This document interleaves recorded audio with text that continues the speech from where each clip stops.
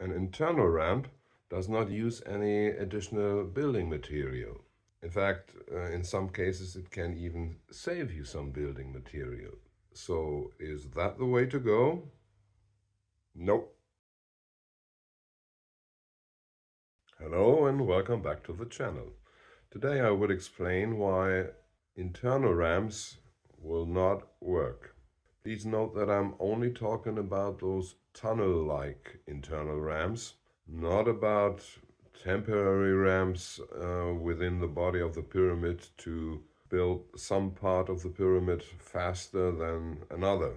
Even the line method uses such internal ramps to some extent to get to the 20-meter height as soon as possible.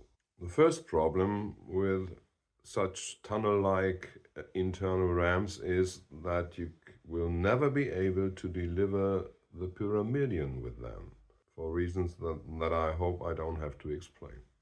At a height well below the top of the pyramid, your tunnel has to leave the pyramid and you have to switch to some other method, say a spiral ramp, to deliver the pyramidion.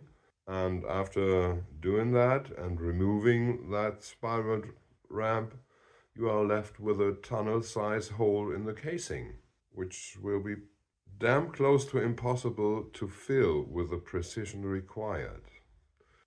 If they did it like that, we would certainly see some traces of that tunnel hole in the remaining casing stones on the Chevron pyramid, but we don't. And even if you manage to do that, you run into the next problem. You have two options. Either leave the tunnel as it is, then you'll have a static problem.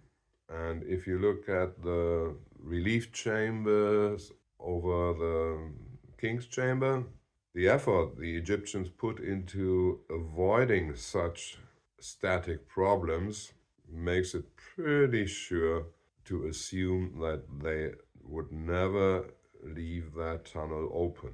The other option is to fill that tunnel, but you can easily do that with today's bricks, but there is no way to do that with our 2.5-ton stones. In the 12th century, some Egyptian sultan wanted to destroy the pyramid of Menkaure for whatever reason.